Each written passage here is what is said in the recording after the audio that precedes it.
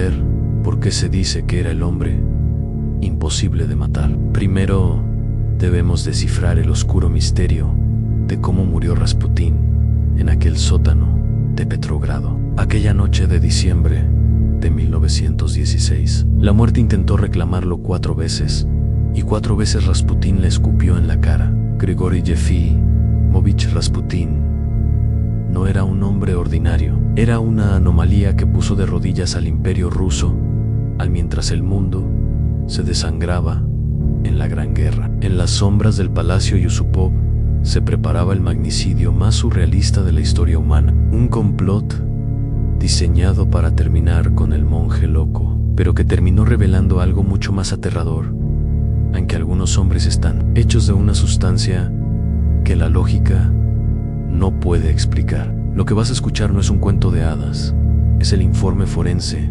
de una pesadilla real. ¿Cómo es posible que un hombre sobreviva al cianuro suficiente para matar a un regimiento, a 3 disparos a quemarropa y a las aguas congeladas del río Neva? La ciencia dice una cosa, la leyenda otra, pero los hechos son una invitación al abismo. Antes de llegar a ese sótano de sangre y nieve, debemos viajar al origen, al barro de Siberia, allí donde un campesino analfabeto descubrió que poseía un don que lo llevaría desde la miseria más absoluta hasta los aposentos privados de la última familia imperial de Rusia, los Romanov. Esta es la crónica de su ascenso y su imposible caída. Imagina un hombre que camina miles de kilómetros por estepas heladas, con una mirada que parece ver el futuro y las debilidades del alma. No buscaba oro, buscaba el epicentro del poder, y el destino le tenía preparada la oportunidad perfecta. Una tragedia familiar, oculta tras los muros dorados del Palacio de Invierno. El mundo lo llamaba sanador, los nobles lo llamaban demonio, pero para los zares, él era la única esperanza de salvar a su hijo. En este relato, la línea entre la fe y el horror desaparece. Prepárate para entrar en la mente de quien dominó el imperio más grande del mundo solo con su presencia. El final de los zares comenzó con un susurro siberiano y terminó con un cuerpo que se negaba a dejar de respirar bajo el hielo en el remoto pueblo de Pokrovskoye, donde el frío calcina los huesos. Nació en 1869 un niño marcado. Grigori no era un santo, ni pretendía serlo en sus primeros años. Su juventud estuvo manchada por el alcohol, el robo de caballos y una libido insaciable que le valió el apodo de Rasputín, que en ruso evoca la idea de alguien disoluto, un libertino que no conoce leyes. Pero algo cambió en la psique de este hombre. Una supuesta visión de la Virgen María lo empujó a un peregrinaje de miles de kilómetros por los rincones más desolados de la madre Rusia.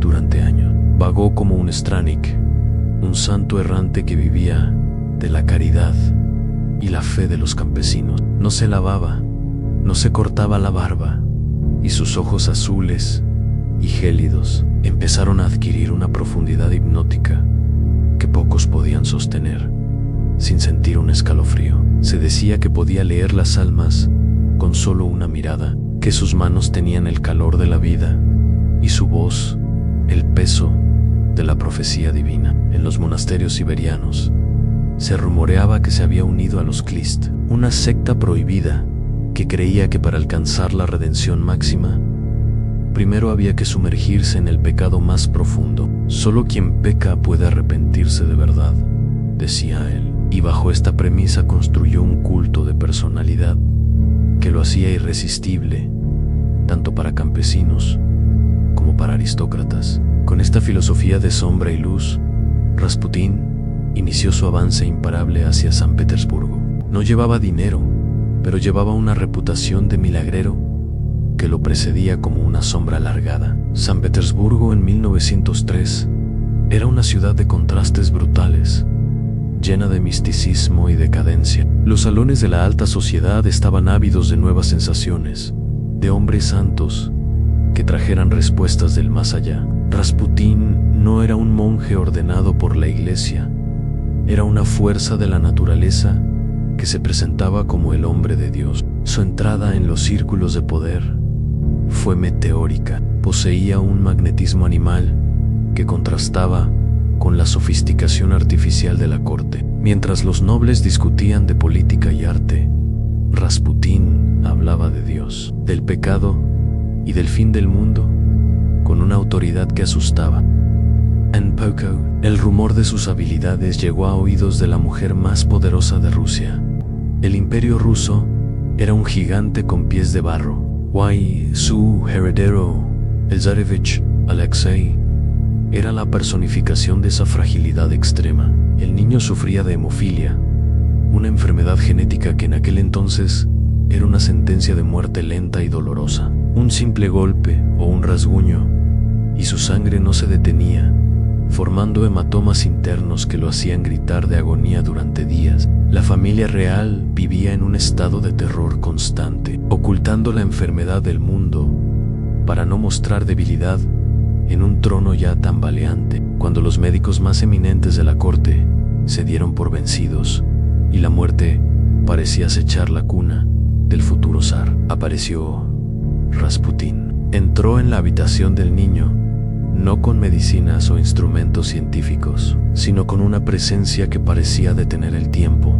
Se arrodilló, rezó con un fervor que parecía quemar el aire. Según los testigos presenciales, la hemorragia se detuvo casi al instante. El niño sanó, o al menos recuperó la vitalidad que se le escapaba por las venas. Para la zarina Alejandra, esto no fue una coincidencia médica, fue un milagro enviado directamente por Dios para salvar a la dinastía Romanov. Desde ese momento crítico, el campesino siberiano se convirtió en el confidente más íntimo de la corona rusa. Tenía acceso ilimitado a los aposentos reales, un privilegio que ni los ministros más poderosos o los generales con más medallas soñaban conseguir. El poder de Rasputín no residía en decretos leyes o en la estrategia militar, sino en algo mucho más primario: la gratitud de una madre desesperada.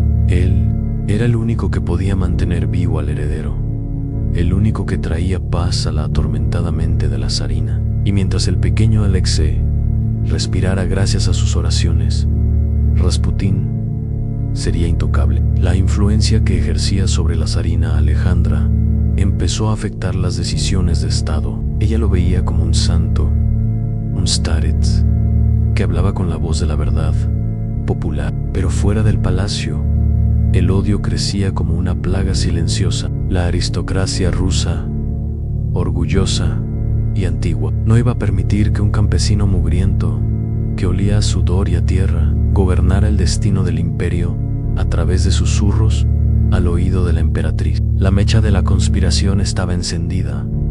En San Petersburgo se convirtió en un nido de chismes venenosos. La presencia de Rasputín en la corte era un insulto constante para la tradición. Se decía en los pasillos que Rasputín era el amante secreto de la zarina, que organizaba orgías satánicas en los baños públicos y que sus consejos políticos eran dictados directamente por el diablo o por agentes enemigos. Aunque muchas de estas historias eran exageraciones creadas por sus enemigos para desprestigiarlo, la realidad cotidiana de Rasputín no era mucho mejor. Su comportamiento público era un desafío constante a la moralidad victoriana de la época. Se le veía frecuentemente en tabernas de mala muerte, rodeado de mujeres de la alta sociedad que caían rendidas ante su magnetismo, bebiendo vino de forma descontrolada y bailando como un poseso hasta el amanecer. Se jactaba abiertamente de su poder sobre los zares.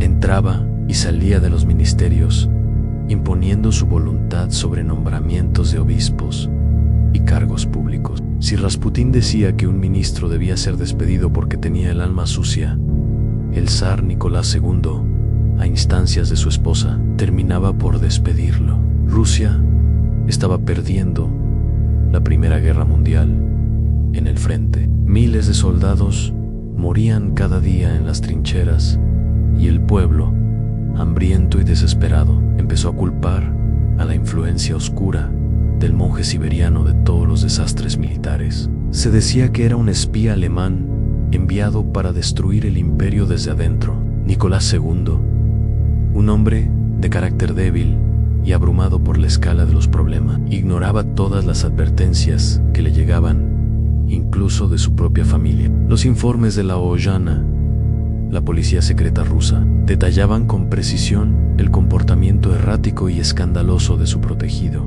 Pero el zar respondía con una frase que quedó para la historia: prefiero un Rasputín antes que a 10 crisis de histeria de la zarina. El destino de los Romanov estaba ahora encadenado irremediablemente al destino del monje. El veneno de la desconfianza ya había infectado a los niveles más altos de la nobleza. Un grupo de hombres, liderados por el príncipe Félix Yusupov, decidió que el tiempo de las palabras se había agotado. Estaban convencidos de que Rusia solo se salvaría si Rasputín dejaba de respirar. La ejecución estaba decidida, solo faltaba el escenario para el acto final. La noche del 16 de diciembre de 1916, el termómetro en Petrogrado marcaba temperaturas bajo cero que congelaban el aliento y hacían crujir los cimientos de los edificios. El príncipe Félix Yusupov, el hombre más rico de Rusia y esposo de la sobrina del zar, invitó a Rasputín a su palacio bajo un pretexto cuidadosamente elaborado.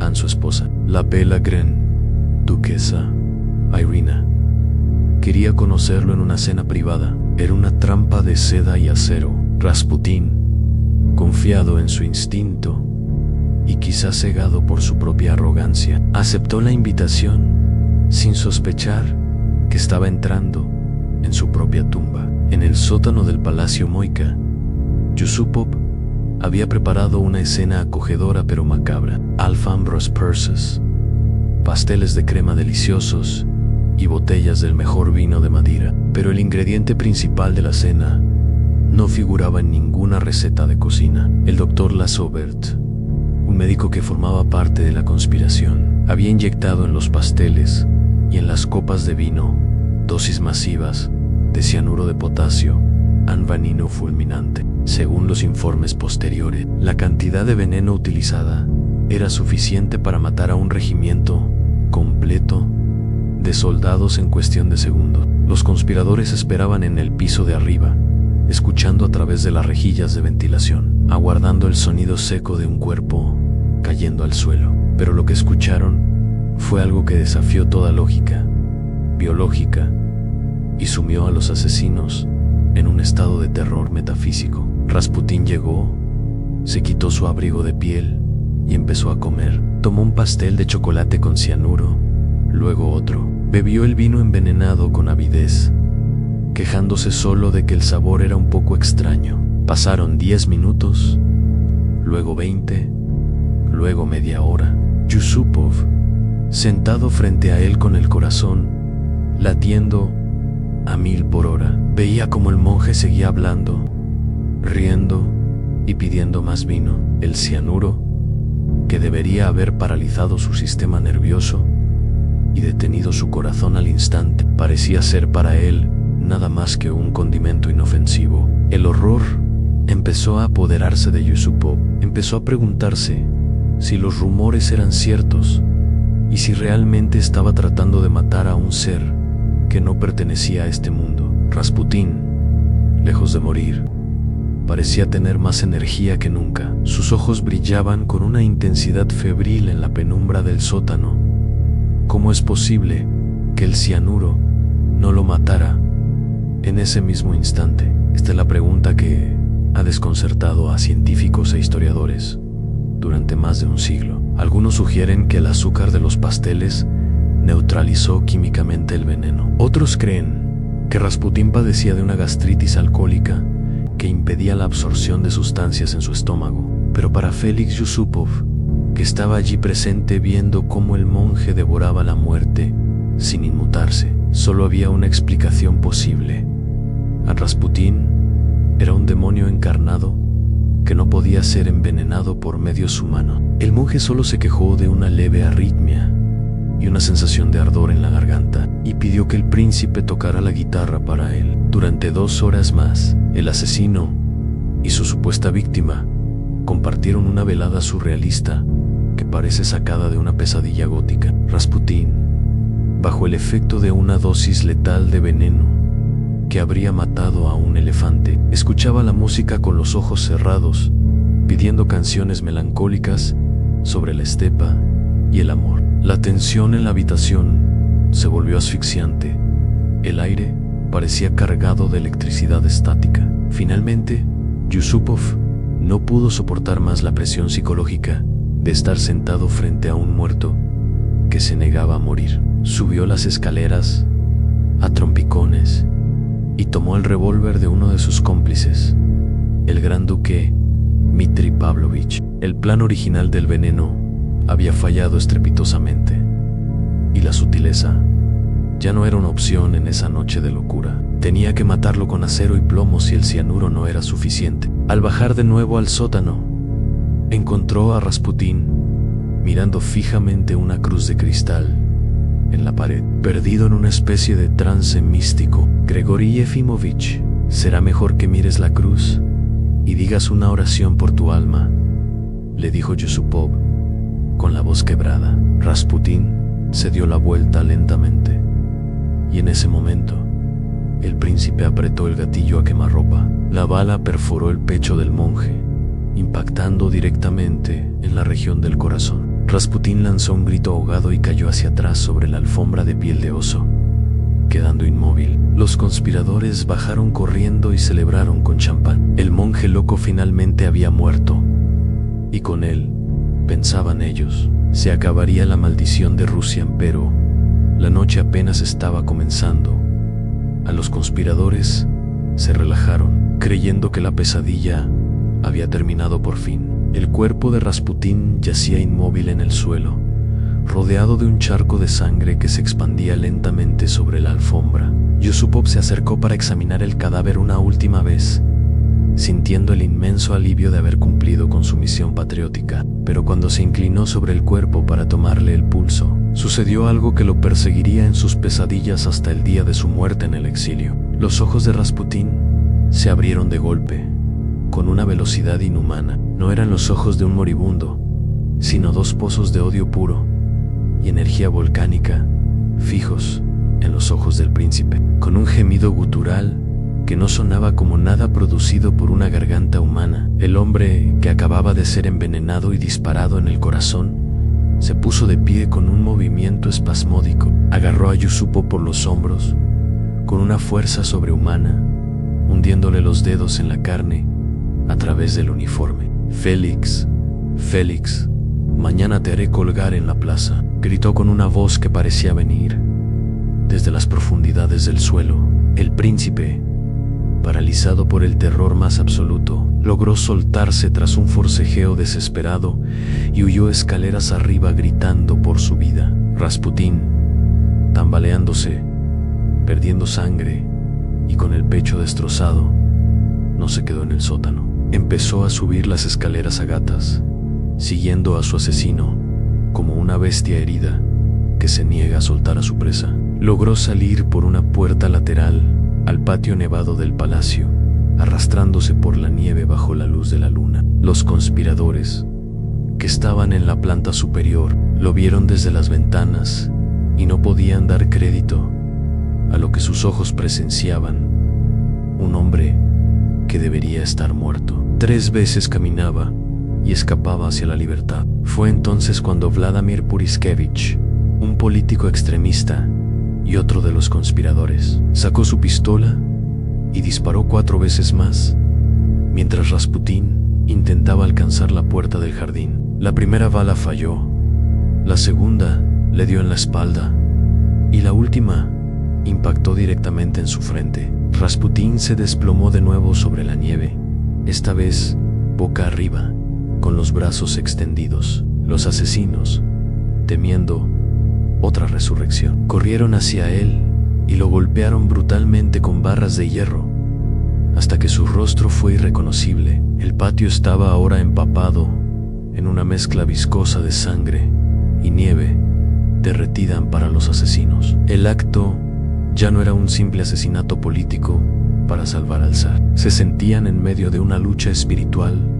contra un ente sobrenatural que desafiaba las leyes de la física. En un estado de histeria colectiva, ataron el cuerpo de Rasputín con cuerdas pesadas de cáñamo, lo envolvieron en una cortina gruesa de terciopelo azul y lo cargaron en un coche. Condujeron a toda velocidad hacia el puente Bolshoi Petrovsky, un lugar solitario donde el río Neva fluye con fuerza bajo gruesas capas de hielo. Allí, sin ceremonias, lanzaron el bulto por encima de la barandilla hacia un agujero abierto en el hielo que los pescadores usaban durante el día. El cuerpo de Rasputín se hundió en las aguas negras y gélidas, desapareciendo de la vista.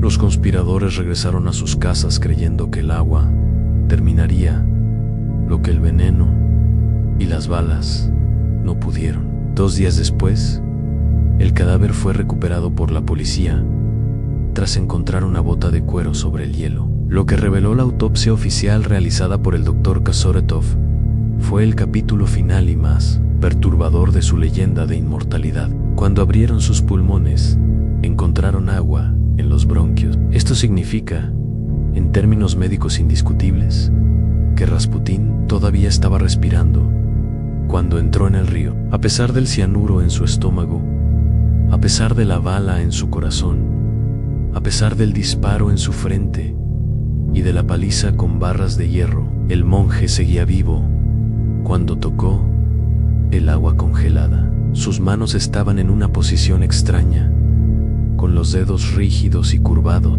lo que llevó a muchos a creer que había intentado desatarse de las cuerdas bajo el agua, o que había intentado abrirse paso a través del hielo desde abajo para salir a la superficie. La causa oficial de muerte no fue el asesinato, sino hipotermia y ahogamiento. El hombre que la muerte rechazó repetidamente en el sótano del Palacio Moika finalmente sucumbió ante la fuerza elemental de la naturaleza rusa, pero aunque su corazón se detuvo bajo el hielo, el daño que su presencia había causado al imperio era ya irreversible. La noticia de su muerte corrió por San Petersburgo como un reguero de pólvora. La zarina Alejandra estaba devastada, sumida en una depresión que la alejó aún más de la realidad. El pueblo, en cambio, celebró la muerte del monstruo, pero el vacío de poder que dejó Rasputín fue llenado rápidamente por algo mucho más violento que un monje místico.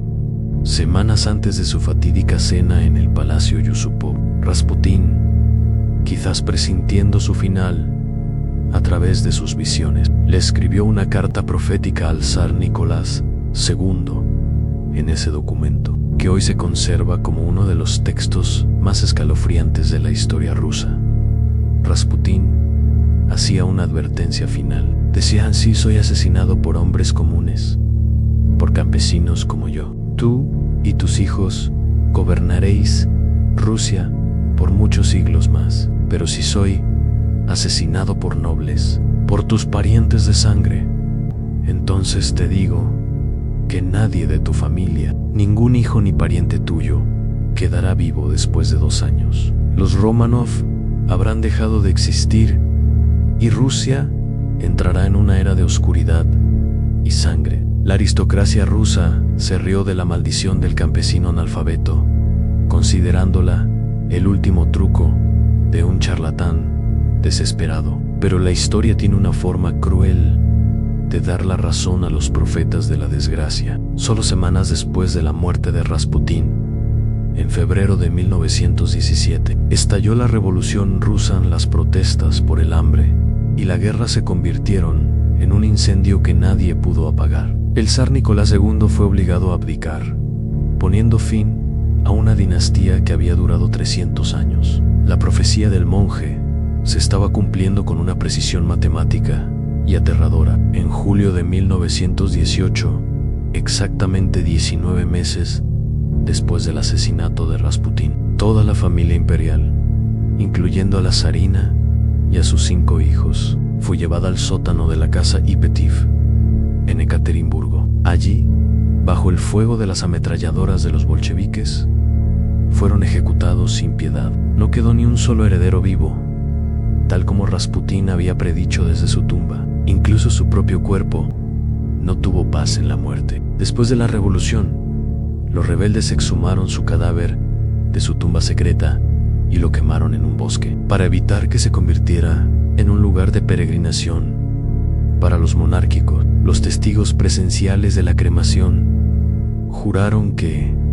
mientras las llamas consumían sus restos, el cuerpo de Rasputín se incorporó repentinamente en la pira, como si intentara levantarse una última vez para maldecir a sus captores. Los científicos explicaron que fue una reacción natural de los tendones al calor, pero para los soldados que miraban, fue el último acto de un hombre que se negó a aceptar su propia mortalidad hasta el último átomo de su ser.